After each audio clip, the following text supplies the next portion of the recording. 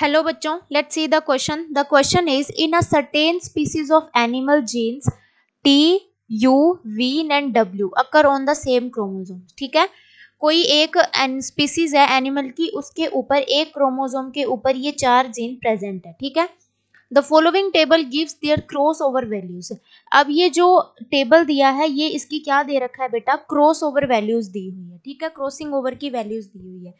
अब ये हमें इस टेबल में वैल्यूज गिवन है. अब आगे क्या बोल रहा है कि which of the following represents the correct order of the gene on the chromosomes. तो हमें बताना है कि ये जो क्रोमोसोम के ऊपर जीन प्रेजेंट है ना, ये चारों, इनका करेक्ट ऑर्डर क्या होगा.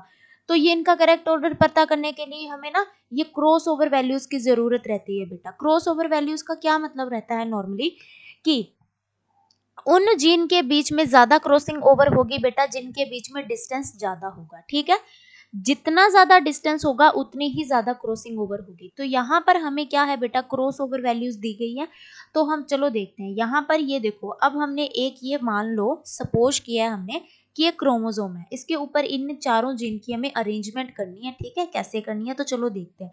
तो इनमें से चलो देखते हैं कि सबसे ज्यादा डिस्टेंस किनके बीच में है. तो ये देखो, सबसे ज्यादा डिस्टेंस ये 30, ये वी एंड डब्ल्यू यू के बीच में है ना. तो चलो अब यहाँ पर हम क्या करते हैं, v को लिख देते हैं, यहाँ पर लिख देते हैं हम u को. ठीक है, तो इनके बीच में सबसे ज्यादा डिस्टेंस है. तो ये कितना डिस्टेंस आता है बेटा यहाँ पर 30. अब इससे कम कहाँ डिस्टेंस है बेटा, इससे कम है t एंड u के बीच में. कितना, 25%. ठीक है, तो t एंड u के बीच में, तो यहाँ पे 25 हम कर लेंगे, यहाँ पे हम t ड्रॉ कर देंगे और इन दोनों के बीच में कितना आ जाएगा बेटा, 25. ठीक है, अब 25 इससे कम किस में है, v एंड w के बीच में, ये है 20. तो v एंड w के बीच में हमें करना है. ठीक है, तो इसे हम यहाँ पे w को यहाँ ड्रॉ कर लेंगे.